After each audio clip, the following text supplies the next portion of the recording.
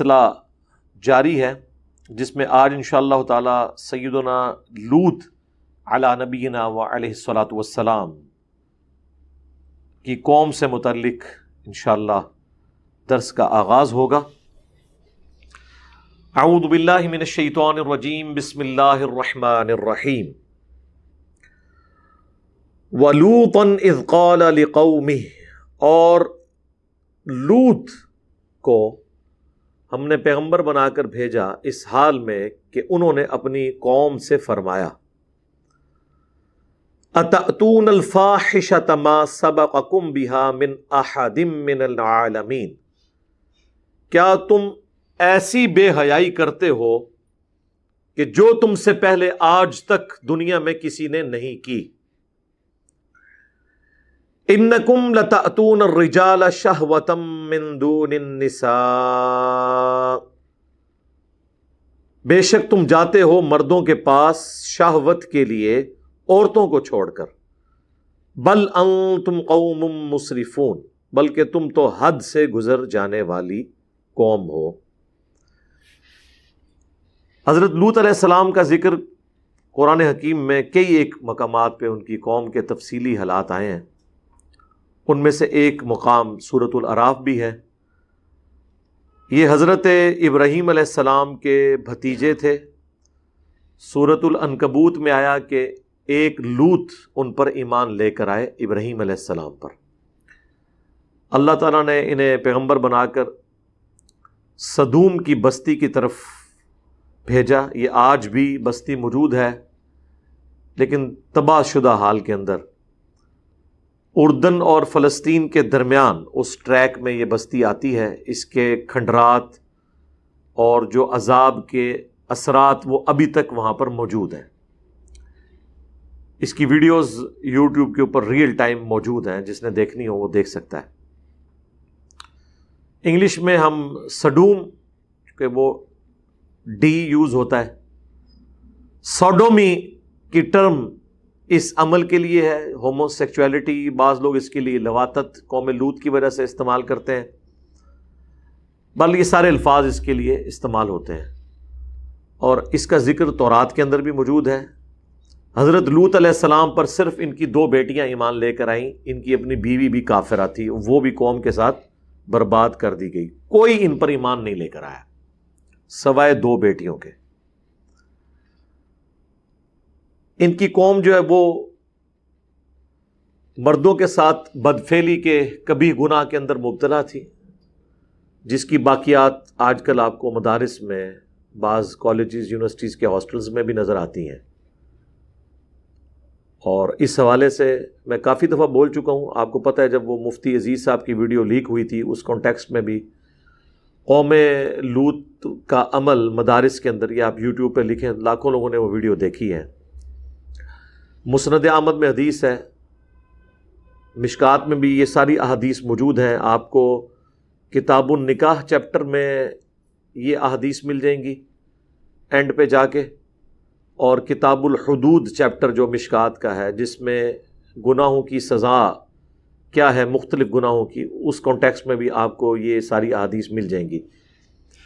Primary books مسند احمد، جامعہ ترمذی کے اندر تفصیل کے ساتھ یہ احادیث موجود ہیں۔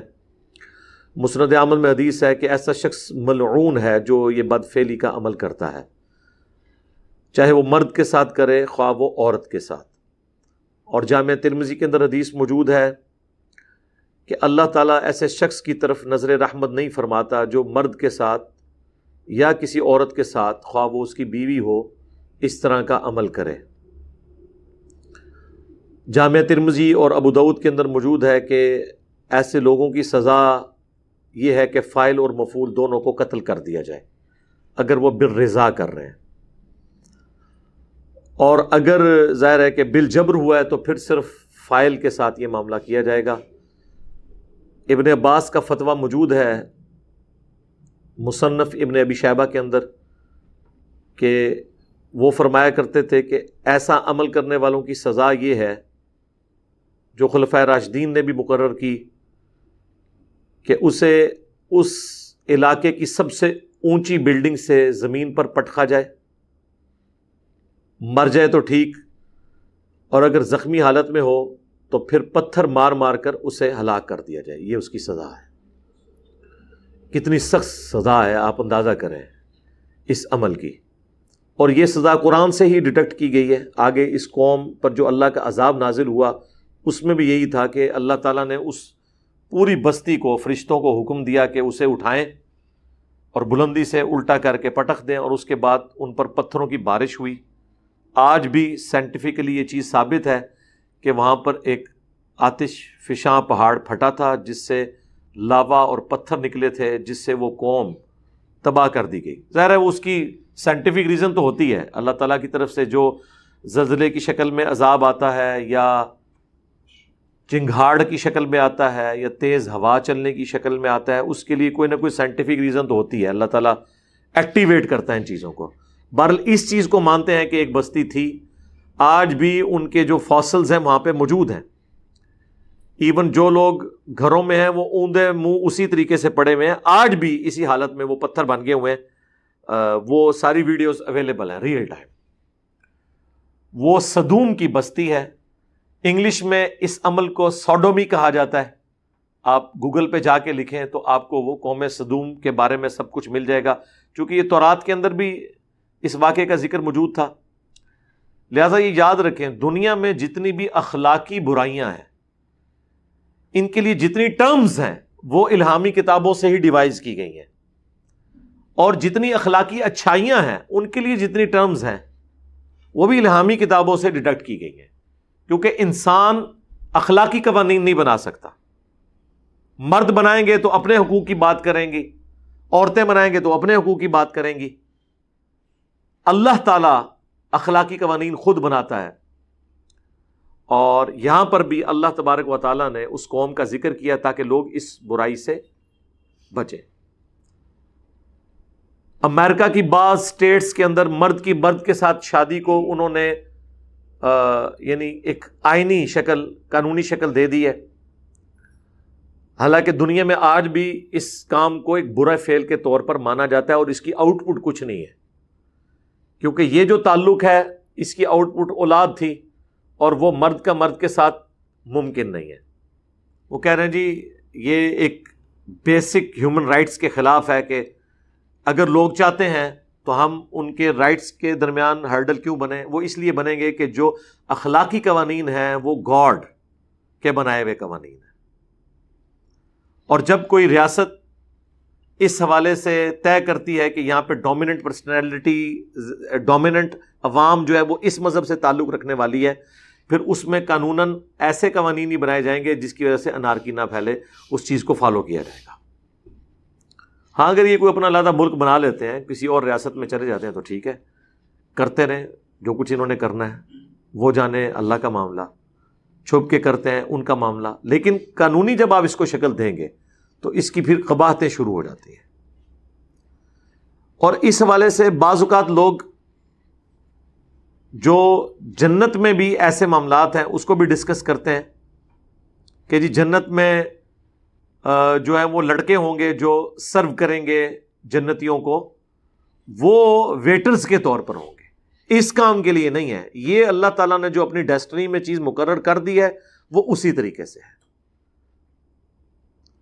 اب جب حضرت لوط علیہ السلام نے ان کو کہا کہ تم جو اللہ تعالیٰ نے عورت یعنی بیویاں بنائی ہیں ان کی بجائے تم یہ والا کام کرتے ہو، بل انتم قوم مسرفون، بلکہ تم حد سے بڑھنے والے ہو، تو اس کے جواب میں انہوں نے کیا کہا؟ وما کان جواب قومی، اور ان کی قوم کا جواب نہیں تھا الا مگر یہ ان قالوا اخرجوہم من قریتکم، کہ وہ سب کے سب کہنا شروع ہو گئے کہ اس کو جو ہے نا وہ اس بستی سے نکال دو.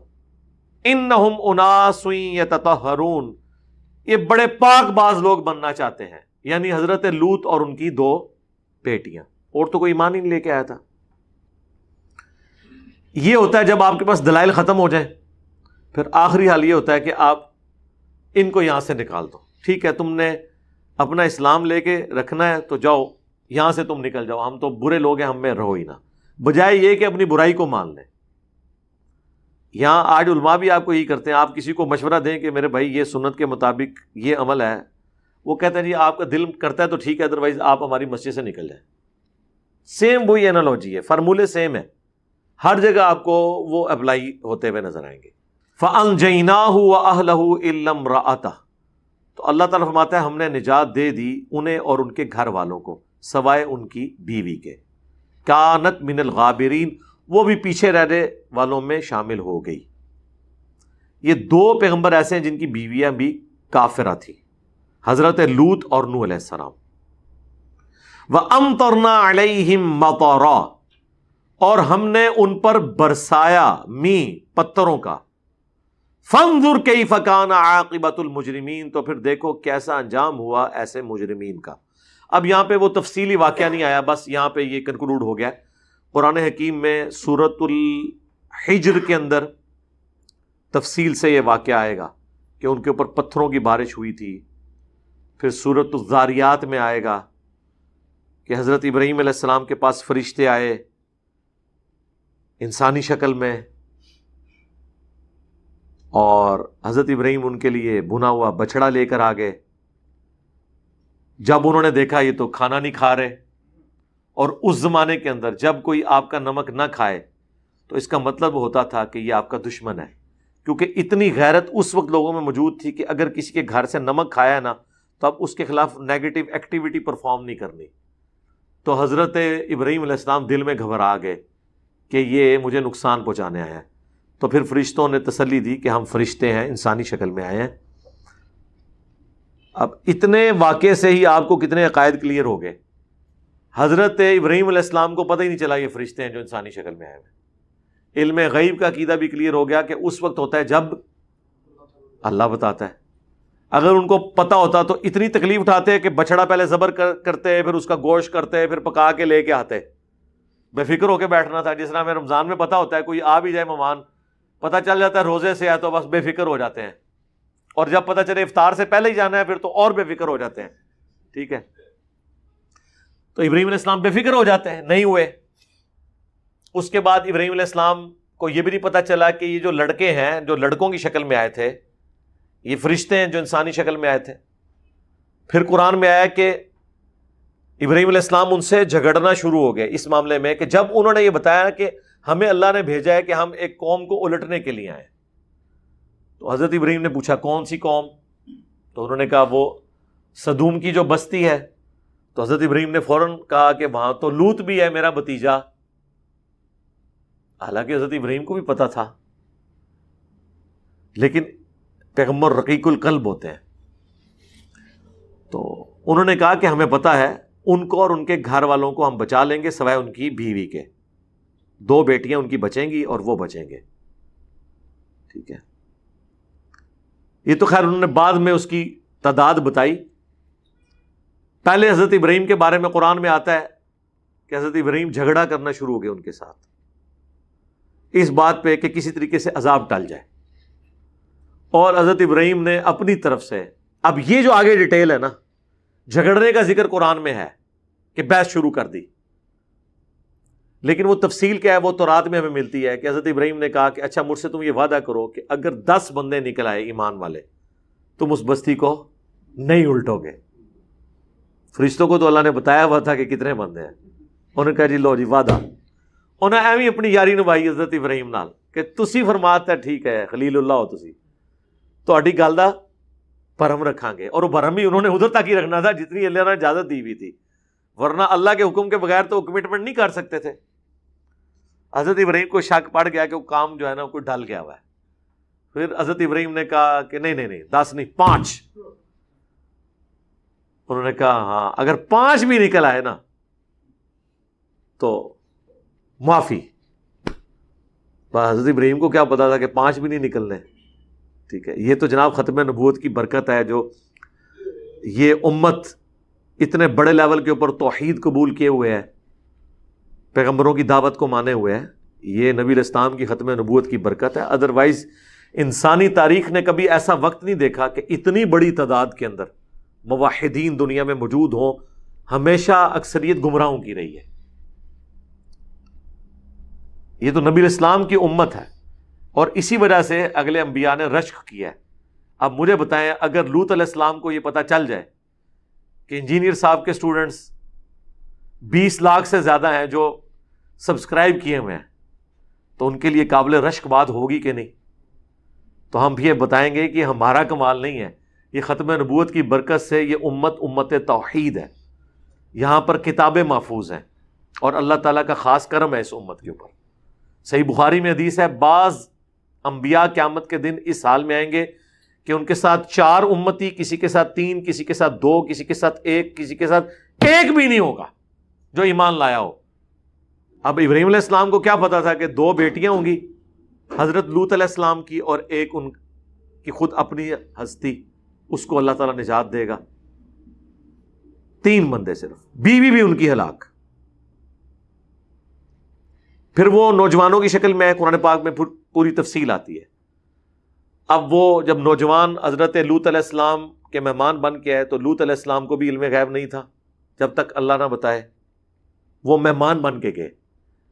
اللہ تعالیٰ نے سنت اڈاپٹ کی ہے نا، وہ قرآن میں پوری تفصیل آئی ہے۔ پھر اس کی مہمان کی شکل میں گئے تو حضرت لوط علیہ السلام نے انہیں گیسٹ کے طور پہ رکھا کہ دوسرے علاقے سے لوگ یہاں پہ کوئی وزٹ کرنے آئے، اس جگہ پہ لوگ ٹورزم بہت زیادہ تھی، لوگ دوسرے ملکوں سے سیر و سیاحت کے لیے آیا کرتے تھے۔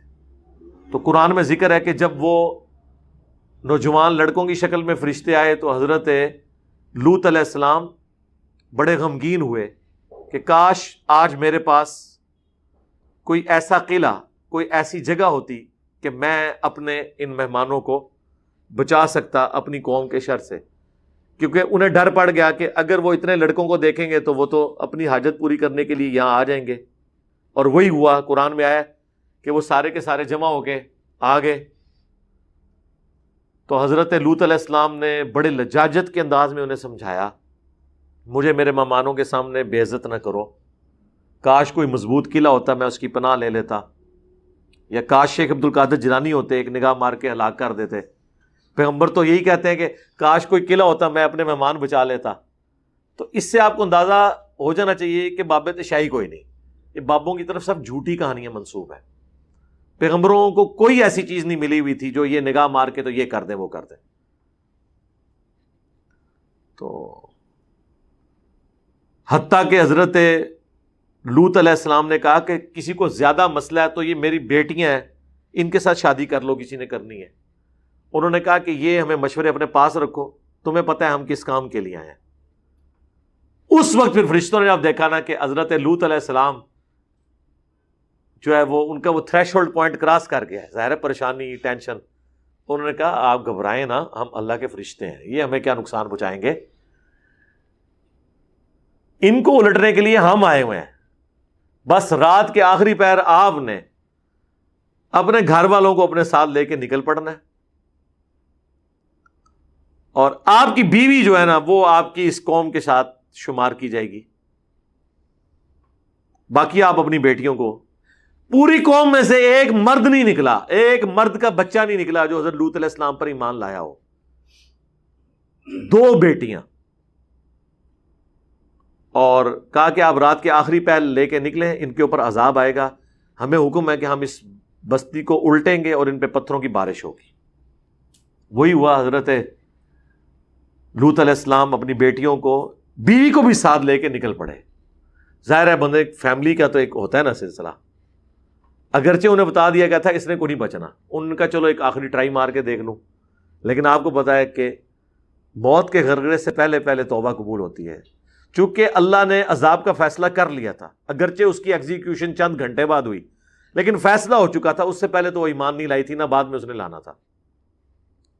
تو حتیٰ کہ قرآن میں یہاں تک الفاظ ہیں کہ ہر بندے کے نام کا پتھر ہم نے مخصوص کیا ہوا تھا اللہ کی طرف سے، جی طے تھا کہ یہ والا پتھر اس بندے کے نام کا ہے، وہ اسی کو آگے لگتا تھا جب وہ آتش فشاں پھٹا جو پتھروں کی بارش ہوئی۔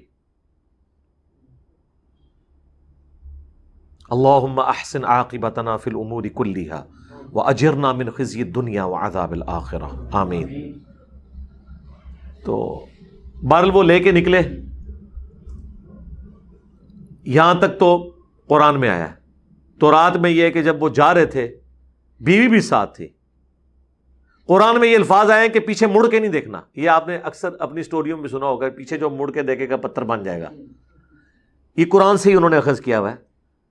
فرشتوں نے کہا تھا کہ آپ کو جب چیخوں کی آواز آئے نا, آپ کی قوم کے اوپر عذاب آ رہا ہو, تو آپ نے مڑ کے نہیں دیکھنا.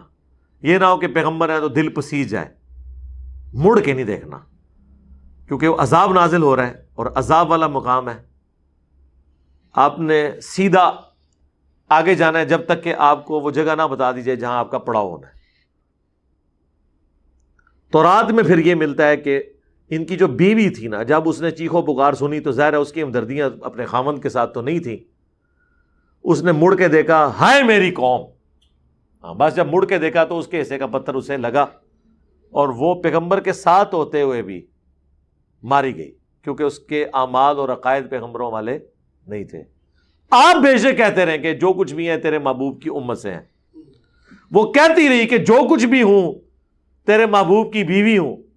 اس وقت تو محبوب لوط علیہ السلام ہی تھے نا, لیکن اس کی چیخو پکار کوئی کام نہیں آئی, مار دی گئی. 2 بیٹیاں لوط علیہ السلام کی جو آپ پہ ایمان لائی تھیں وہ بچا لی گئی, اور وہ پوری کی پوری قوم ہلاک ہوئی. سدوم کی بستی بحر مردار کے کنارے, ڈیڈ سی کے کنارے, آج بھی ان کے اثرات موجود ہیں.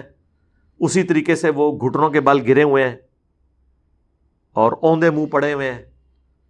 ان کی شکلیں بھی ایسی بنی ہوئی ہیں جیسے کوئی ایک ایبرپٹ کسی کے اوپر عذاب آتا ہے. پتھروں کی بارش جو ہوئی اس کے نشانات پتھر وہاں پہ موجود ہیں. سائنٹیفکلی تو یہ کہا جاتا ہے کہ کوئی آتش فشاں یہاں پھٹا تھا اور اس سے پتھر نکلے اور اس سے یہ قوم ہلاک ہو گئی. لیکن آتش فشاں نے کب پھٹنا ہے سرکار یہ تو آج بھی نہیں پتا ہوتا. صرف یہ کہتے ہیں کہ یہ لیونگ والکینو ہے, کسی بھی وقت پھٹ سکتا ہے. مگر وہ اللہ نے تو طے کیا ہوا تھا کہ کس وقت اس کو پھاڑنا ہے اور کس طریقے سے سزا دینی ہے.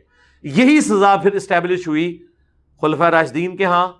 جو کوئی برا عمل کرے تو وہ اسی کو امپلیمنٹ کرتے تھے, جو مصنف ابن ابی شیبہ میں صحیح سند کے ساتھ ہے. مشکات میں بھی کتاب الحدود چیپٹر میں مل جائے گا کہ بلندی سے گرایا جائے, کیونکہ اس بستی کو بھی اٹھایا گیا تھا, پھر الٹا گیا تھا, اور پھر پتھروں کی بارش سے ان کو نیست و نبود کر دیا گیا تھا. یہ عذاب ان پر اللہ تعالیٰ کی طرف سے آیا. میں نے تفصیلی گفتگو اس لیے کر دی تاکہ جو سکیٹرڈ فارم میں مختلف آیات قرآن حکیم میں مختلف جگہ موجود ہیں, اب جب دوبارہ یہ ذکر آئے گا تو آلریڈی یہ قرآن کلاس کے اندر میں نے کراس ریفرنس کے طور پہ ساری وہ آیات ڈسکس کر لی ہیں. بعض جگہ ذرا تھوڑا ذکر ہوتا ہے, بعض جگہ زیادہ ہوا ہوتا ہے. کچھ حصہ تورات میں مل جاتا ہے, کچھ قرآن میں, کچھ احادیث کی کتابوں میں.